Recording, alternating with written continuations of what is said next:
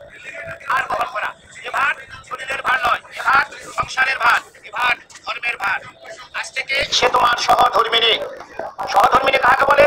যে স্ত্রী তার স্বামীকে ধর্মের পথে নিয়ে আসে সে হয় সহধর্মিনী। সহধর্মী তোমার ক্ষেত্রে যে স্বামী তার স্ত্রীকে ধর্মের পথে নিয়ে যাবে সে হবে সহধর্মিনী। তাছাড়া হয়ে যাবে বউ, বউ মানে বোমা। সহধর্মিনী যেভাবে হয় সে কাজটা করতে হবে। আজকে আমরা এখানে আত্মীয় স্বজন বন্ধু বান্ধব সকলকে নিয়ে উপস্থিত হচ্ছি এই বিবাহ করার জন্য। বিবাহের মাধ্যমে পুরুষ লাভ করে পিতৃত্ব, নারী লাভ করে মাতৃত্ব। এই পিতৃত্ব এবং মাতৃত্বের মাধ্যমে গড়ে উঠে তাদের একটা সুখের সংসার।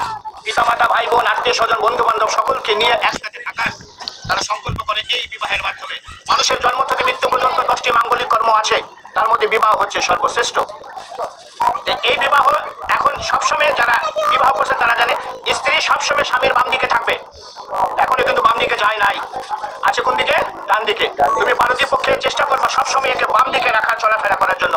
এটা ব্রাহ্মণ হিসাবে আমার উপদেশ। কেন বাম দিকে রাখলে আমার মতো একজন ব্রাহ্মণ দেখলে মনে করবে এটা তোমার স্ত্রী। ডান দিকে রাখলে আমি ভাবি বোন, অন্য কিছু মনে করতে পারি। যেখানে সম্ভব সেখানে এই কাজটা করতে হবে, সম্ভব যেখানে নয় সেখানে করার দরকার নাই। তাহলে ঘটনা হলে এ তোমাকে বাম দিকে যাবে, কিন্তু শাস্ত্রের বিধান অনুসারে 7টি শর্ত আছে, যাকে বলা হচ্ছে সপ্তপদীর 7টা শর্ত। সহজ কথা, সপ্তবচন। এই ধর্ম এই শাস্ত্রের কথা জানে না। আমি এর পক্ষ হয়ে আমি এই কথাগুলো এতগুলো লোকের সামনে তোমাকে বলবো, তুমি রাজি থাকলে হা বলবা। হা অবশ্যই বলতে হবে, বিয়ে করতে চলে আসছে সে, তাহলে সে তোমার বাম দিকে যাবে। তোর ভয়ে কিছু নাই, তোমারও 5টা শর্ত আছে। তখন তোমার 5টা শর্ত এ যদি মেনে নেয় তখন তুমি একে বাম দিকে নেবে, তাছাড়া নেওয়ার দরকার নাই। এখানে প্রশ্ন আসতে পারে যে এর 7টা ওর 5টা কেন? প্রশ্ন আসতে পারে। নারী হচ্ছে শক্তি, একটা পুরুষের জীবনে নারী হচ্ছে শক্তি। যে পুরুষের জীবনে নারী থাকবে না সে পুরুষের জীবনে কোনো শক্তি নাই। তুমি পূর্ব দিকে তাকিয়ে দেখো, লক্ষ্মী নারায়ণ, রাধা কৃষ্ণ, পার্বতী, সবাই এরা সবাই হচ্ছে নারীকে নিয়ে চলছে। নারী হচ্ছে শক্তি, মায়ের জাত। এই জন্য আমরা এনাদেরকে সম্মান করি বলে এদেরকে সবসময় উপরের দিকে রাখি। তাহলে এখন এর যে 7টা শর্ত আছে আমি তোমাকে আগে হিন্দিতে বলবো, আমি যেহেতু হিন্দিতে বলবো এবং পরে বাংলায় বুঝিয়ে দেবো। তুমি রাজি থাকলে এবং এমন করে হা বলবো আমরা সকলে শুনতে পারি। ক্লিয়ার? বলছে শুনবেন।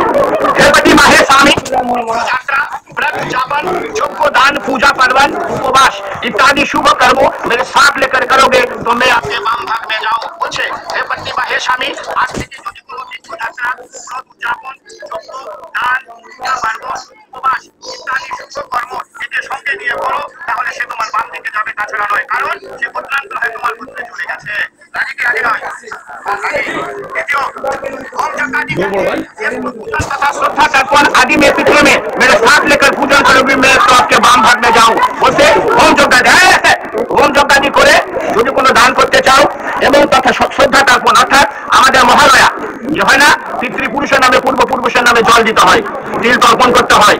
এই পূর্বপুরুষ যেহেতু সে গোত্রান্ত হয় তোমার গোত্রে গেল, এখন তোমার বাসায় যদি এই বিধানটা থাকে তাহলে একে সঙ্গে নিয়ে তোমার করতে হবে, তাহলে সে তোমার বাম দিকে যাবে, তাছাড়া নয়।